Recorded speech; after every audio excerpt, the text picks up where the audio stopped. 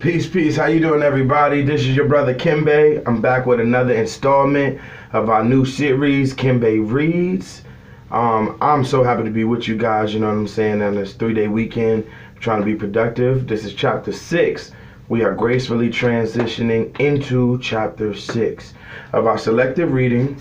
This is Assata, an autobiography written by Assata Shakur herself, with a foreword from the revolutionary Angela Davis, as well as the world-renowned attorney, Mr. Lennox S. Hines. Assata. It's been an eventful journey so far.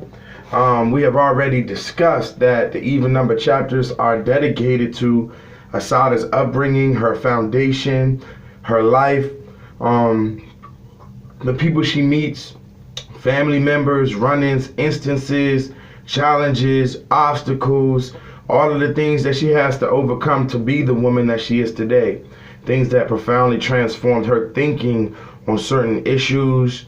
It's because of the events that happen. Our environment a lot of times informs us of our opinions, and certainly they affect our behavior. So chapter 6, we begin with yet another transition. It's a book full of transitions. Her life is full of transitions. Life itself is full of transitions. My mother and stepfather broke up, and my mother, my sister, and I moved to a new apartment in a housing complex in South Jamaica near New York Boulevard and Foch. One side was the projects, and the other side was the co-op where we lived, but they looked about the same to me. So wow, even I can identify with that, you know, coming up in Prince George's County, on the south side of Washington, D.C., how you can see on one side of the street, people more in so-called Section 8. Then you have another side of the apartments that are so-called rent control, and where regular, supposedly working people live, and they didn't look much different. They were the same. Same neighborhood, same group owned both facilities. It's the same. Assata continues. You could live your whole life in Jamaica, and the only time you see the white face was when you shopped on Jamaica Avenue or when the insurance man came around. At one time, Jamaica was all white. Black people had moved out to the island to escape the ghettos of Harlem and Brooklyn. They bought old houses at exorbitant prices, only to find that within a few years, their nice neighborhoods had turned into the crime-ridden, drug-ridden, and poverty-stricken places they had run from. So it's very interesting, not just in New York City, but in a lot of major cities, at least on the East Coast. It's interesting to note that a lot of the so-called ghettos or projects where African Americans, Hispanics, Puerto Ricans live, were at one time all Jewish or all German or all Irish. It's interesting. It's called white flight, but we'll deal with that, you know, at another time. And of course, now in modern times, you know, we're dealing with so-called economic renewal projects, a lot of times under the cloth, aka gentrification, aka move the niggas out. But anyway, I'm going to continue. Now Assata is describing a place called Greenwich Village. Greenwich Village was where artists and musicians and all kinds of weird people were supposed to live. I was fascinated by the idea of beatniks and bohemians, and even though I had never met any, I figured that if I belonged any place, it must be the village. So to provide some backdrop, hopefully there's nobody who's just jumping to chapter 6, that they watch kind of like the other segments in the series, you know, chapter 1, 2, 3, 4, and 5. So a lot of these things make sense, but I'm going to backtrack a little bit and give some context. Assata Shakur is around 12, 13 years old. She has ran away from home, right? She is discontented with her home. Her parents are arguing all the time. It's getting physical. It was just a negative place. She felt like she was neglected. She felt like she wouldn't even be missed. So she has run away. She's in what we call the streets. She's going from one borough of New York to another borough. Looks like she ended up in what we call Greenwich Village. She's dibbling and dabbling, going to parties in the projects with grown people. You know, she at least on one occasion, she smoked cigarettes, drinking wine. I don't know if she's a drinker, and I don't know if she has a smoking habit, but I know she has done it, and she's running in and out of the projects. There's so much she can get into So we're going to continue and follow her closely. And hopefully the young queen don't get into too much, drama. We'll see though. It's the streets. So now Assata's looking for a job. She ends up finding a job at some type of cafeteria for workers in an industrial building. So we're going to see how this goes. The cafeteria was in a factory building and was solely for the factory workers. The manager had black and white hair and was big, fat, and sloppy. He wasn't so anxious to hire me at first, so I told him a sob story about coming from down south to help my mother who was in the hospital, and that I needed a job as soon as possible. Finally, after looking me up and down, he hired me and said I could start right then and there. I was grinning from ear to ear.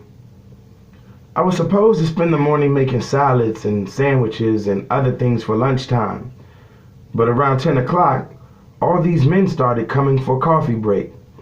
The manager had me running around like crazy, toasting bread, buttering buns, and getting them in their orders. Move faster, he kept telling me. Every time he told me to move faster, I tried until it seemed that it wasn't humanly possible for anyone to have moved faster. Then I noticed he was always brushing against me. His hands were always accidentally touching my behind. I'd move his hand away, but that only seemed to make him bolder. Every time I bent over to get something out of the freezer or food off the shelves, he would try to slide his hands up my dress. After a while, I began slapping his hands away. This too seemed to make him bolder. Finally, I told him in a nice, quiet voice, "Would you please keep your hands off of me? Would you keep them to yourself?" "What are you talking about?" he said, acting surprised. "I ain't done nothing to you." So as you can see, this is ridiculous. This is sad. It's actually making me a bit frustrated. I'm getting aggravated a little bit. I can't lie. So I apologize for my energy because I already knew what was coming. So I knew I was going to approach chapter 6 and I was going to try not to get off on no tangent, and speak on how I feel too much so. But I will say this. This is not good. This is immoral. This is wrong. She's being sexually pressured by a man who has white and gray hair. She's 13 years old. And while he might not know her age, he should be able to look at her and find indications that she's underage. But yet and still, he's not even shooting his shot. He's taking a shot. And I don't like it. We're going to continue. And we're going to follow this. And hopefully it doesn't, get too out of hand. Actually, no. I'm going to move on to a character called Miss Shirley. All right, before I talk to you about Miss Shirley, I'm going to wrap up that scene.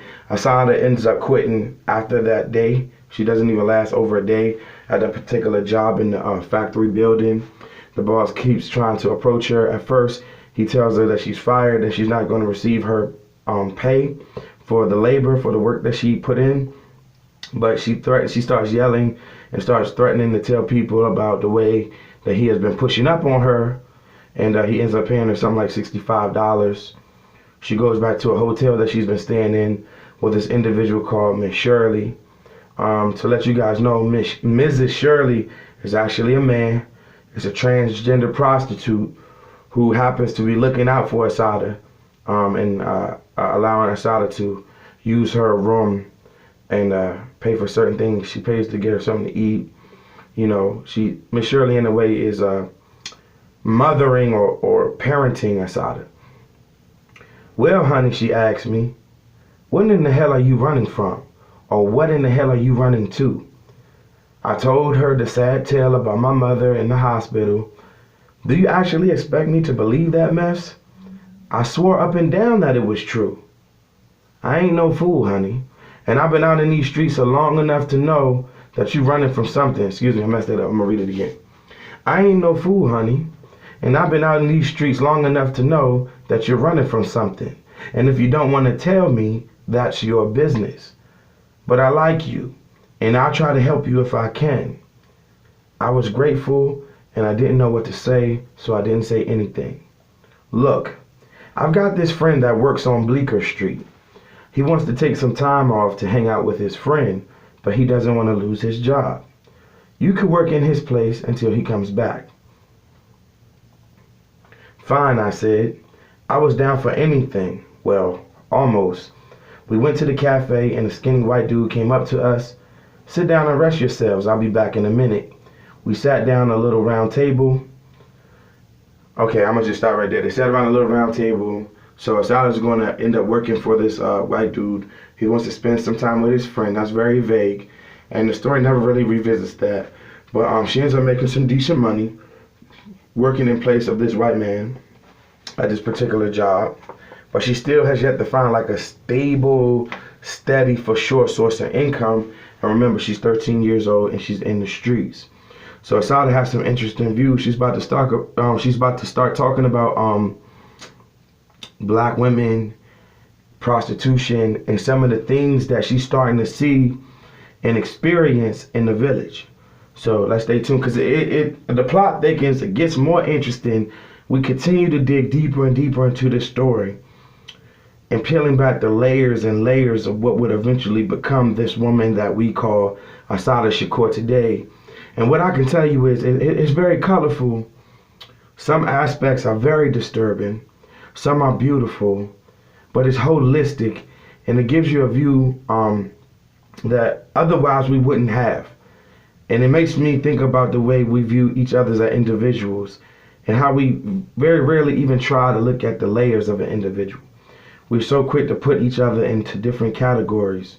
And it really takes away from the richness and the beauty of who we are as complex beings. We're not simple. Life is not simple. Relationships are not simple. Growing up is not simple. Growing old is not simple. Transitioning to the afterlife is not simple, right? So let's try not to belittle one another and oversimplify one another and really dismiss and diminish the significance of being on this earth with one another, because we're only here for a limited amount of time. We should appreciate the whole person, not just the aspects that we so-called like. Any black woman practically anywhere in America can tell you about being approached, propositioned, and harassed by white men. Many consider all black women potential prostitutes. In the village, this phenomenon was 10 times worse than elsewhere. It was almost impossible to go from one corner to the next without some white man hissing at you, following you, or jingling his money in his pockets. One morning in the park, I met a couple, about my age, from Harlem, who had run away from home and were living in a room in the village. I told them that I had run away too, and we became instant comrades. We got into a discussion about how white men are always approaching black women. Yeah, they giggled, but we got something for they ass. Yeah, I asked. Yeah, we fixed them right up. How? I asked. Then they told me. The Murphy game was their game. The Murphy game was their game. They told me how it worked, and I fell out laughing. I thought it was a brilliant scheme. You want to try it? I know them old fays will dig you. I was anxious to try this new scheme because it was big money, and I would be able to pay Miss Shirley back and get a real place of my own. The first night, after my job was over, I met Pat and Ronnie in the park. Pat and I were the bait, and Ronnie was the protection. We were all to walk separately on different sides of the street so that we could see each other. I had dressed up and put on makeup to look older. About 5 minutes after we started walking, a white man came up to me. He said he liked the way I walked and wanted to take me someplace. I'm on my way to a party, I told him. It's going to be a real hot party. Yeah? What kind of party is it going to be? What kind of party would you like it to be? A party for two, he said. I know a place where they've got some very nice private rooms and they're not too expensive. It's a private club. You gotta join first. How much does it cost? $15 for the room, $15 to join the club, and $15 for the babysitter. You don't look old enough to have a kid. The babysitter's for my little sister. We argued about the price. He thought it was too high. I kept telling him how he was going to get a deal and that once he joined, he would be a member for a year and could go there anytime he wanted to get some action. Finally, he agreed to pay. When we got to the building, I told him to give me the money so I can go upstairs and pay the people. So I'm not going to, burrow further into that rabbit hole. Long story short, Assata cons the man for the money, leaves him in a locked room. That's the Murphy's game. These young girls will go out, get an old white man, or what we would call a sugar daddy. They take them to these rooms where there's an escape route through the roof. They will escape through the roof, end up back down the street, or travel over some buildings and then work their way down to the street level and leave the men conned.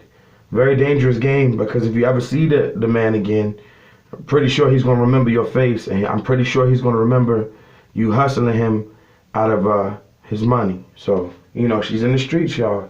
So she's learning how to con, she's learning how to hustle. And some would just simply say she's learning how to survive. But we see where survival gets her very shortly. Now Assata is working, because, these jobs are temporary. So now Assata has found a way to work at this bar. So this is how it works. It's a setup. It's an intricate setup. Assata's job is pretty much just to sit at the bar and look pretty and look beautiful and look cute.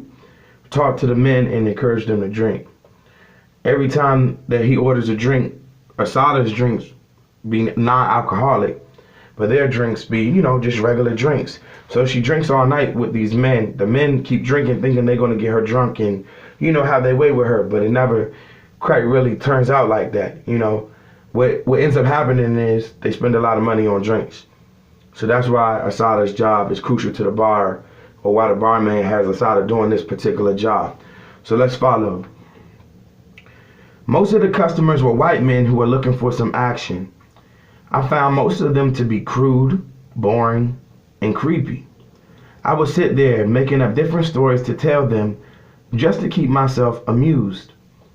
Another object of these stories was to get them to spend as much money as possible. If I thought that the man would go for a sob story and hand over some money, I would tell him a real tearjerker. Other times I pretended to be a college girl going to NYU. This made them less likely to be bold. When I played a college girl, I usually said I was a math major because people never know the first thing about math. One night though, after I told this guy my math major story, he asked me questions about integrals and imaginary numbers. I didn't have the faintest idea what the guy was talking about. It turned out he taught math at NYU. I knew you were lying, he told me. Of course I am. Who in the hell is going to be interested in the life of a waitress? The guy broke out laughing. That deserves a drink, he said. Bring the lady another drink. After that, the guy, I called him Mr. Math, came by every so often to hang out. He would buy drinks and we would sit there cracking jokes. Wow. So, like I said, I explained already kind of before Assata got the opportunity to what her job was at this particular bar. But when I'm saying wow to is the fact that, obviously even at 13 years old, she's very crafty. She's a very intelligent young woman. I imagine what she would be able to do in school at this time, or even if school wasn't for her and she ended up, going to somewhere like Job Corps or picking up a trade or something. Imagine how good she would be, already. I mean, this is her life. She's in the streets. She's on her own. She's living on her own. She's surviving. She's running into these adults. She's kind of like stopping right before selling her body, but she's already using her body to survive, kind of like to hustle different men or whatnot. She's really getting a real street education, and I admit to you guys, it's very dangerous, man, like very dangerous. We're going to stay tuned to see how this continues to develop. But chapter 6 is a very important chapter because we're at a very important point in the story where this story could turn any which way. Depending on what happens next, this story can turn any which of way. Okay? She's dealing with grown men. She hustling grown men by insinuating that she's going to sell them some pussy. Let's just be frank. She's like stopping right short of selling some pussy at 13. In the streets, in the projects, living with a transgender man or woman. I'm not sure how that works. Miss Shirley, who's a transgender prostitute, right? But at the same time, filling in as a parent for Assata, who's currently parentless. She has no guidance. She's just out here, y'all. She's out here in a very real way. She's out here. And I'm concerned for her already from what I know about the streets. At least the streets on this side of the world, you know. All right, so Assata's going to continue describing to us her experiences in the village. A lot of the black men that I met in the village were hung up on white women. Some of them would come right out and tell you, man, I can't dig no spade chick. Give me an Ofe every day. When I asked them why, they said white women are sweeter, black women are evil, white women are more understanding, black women are more demanding. One of the things that really infuriated me was when they called black women sapphire. You know how you nigger women are, sapphire, evil. A lot of these guys would have trampled over my face just to get to a white woman. At times I really got sick of being around so many grown people. I'd either sneak back into my old neighborhood or hang out with Pat and Ronnie. One night they were going to a party uptown. I was dying to be with kids my own age. So I told Chuck I was taking the night off.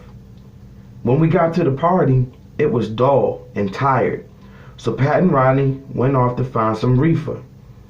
They loved that stuff, but I was scared of it. I waited and waited for them to get back. I started to talk to a boy who seemed really nice about how dull the party was. He said he knew a boss party that was going to be happening later. I waited for Pat and Ronnie to come back, but they never did. Okay, so again, recipe for disaster. Yet another party in the projects.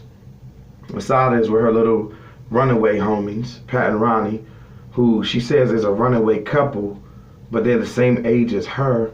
If she's 13, that means Pat and Ronnie is 13 too. So Pat and Ronnie invite Assata to this party. It's not popping. It's nothing really going on. Pat and Ronnie say, hold on, we're going to be right back. They step off to go get some marijuana. In the meantime, between time, Assata is at this dog party, and she starts talking to this young man. So she's rapping with this young man talking about he knows where there's a better party. She's like, well, okay, I'm down with it. I'm going with you. She waiting for Pat and Ronnie. They never come back. Let's see where it goes from here. Finally, I said I would go. He seemed so nice. He lived in some projects near Spanish Harlem. When we get to his house, no one was there. I started to leave, but he said his friends were all at a ball game and that they would be there afterwards. Sorry, you guys, I'm gonna read it again. When we got to his house, no one was there. I started to leave, but he said his friends were all at a ball game and they would be there afterward. In a little while, the doorbell rang, and sure enough, all these people came in. After a minute, I noticed that they were all boys. Excuse me, the boy said. Then they were all, excuse me, the boy said. Then they all went into another room for a minute. When they returned, they were whispering and talking under their breaths, and I could tell that they were up to something. Where are the girls? I asked. Oh, they're coming. One came and sat next to me. He put his hand on my leg. I moved it. Come on, baby. Why you want to act like that? Come here, man, one of them said. I could sense that something was wrong. I didn't know what they were up to, but I knew that they were up to something. I picked up my pocketbook and my sweater. I have to be going. No, baby, you ain't going nowhere. I've got to go. I started walking toward the door. One of them grabbed my arm and yanked me away from the door. Sit your ass down, bitch. We've got plans for you. I knew it now. They were going to rape me. I had heard people talk about trains, But I had never thought it would happen to me. I sat still for a minute.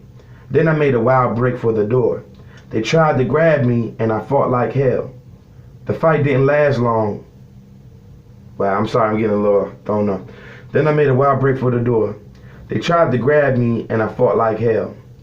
The fight didn't last too long though, because in a minute, they had me held down on the floor. They were pulling up my skirt and taking my blouse off. I cried and screamed. Wow, so you can see that, this so-called nice boy wasn't so nice. And now they're making a move on the side. It looks like they're trying to run a train. Wow. Wow. Wow. Get back, I told the boy who looked like he was trying to ease up close to me. All right, get away from the door. I still had the lamp and something else in my hands. Get back there, I told him, indicating the back of the apartment. Oh, I'll smash your house up. When he moved back, I looked through the peephole. There was nobody in the hallway. They must be waiting downstairs, I thought. All right, I yelled. Get over by the door. He moved to the door. Now get out in the hallway and knock on one of your neighbor's doors and bring a grown-up back here. What? You heard me, sucker. Now move. It wasn't my idea. I didn't want to do it. I had to. I don't want to hear that shit. Get your ass out of here. Oh, get your ass out in the hall or I'll mess up your house so bad your mother won't even think it's her house. Please, the boy said. Please my ass, I screamed. If you don't get out there and knock on one of those doors, you can forget about your mother's house. He went outside into the hallway. I slammed the door after him and watched through the peephole as he knocked on the door. A lady answered, and I opened the door and started begging her to help me.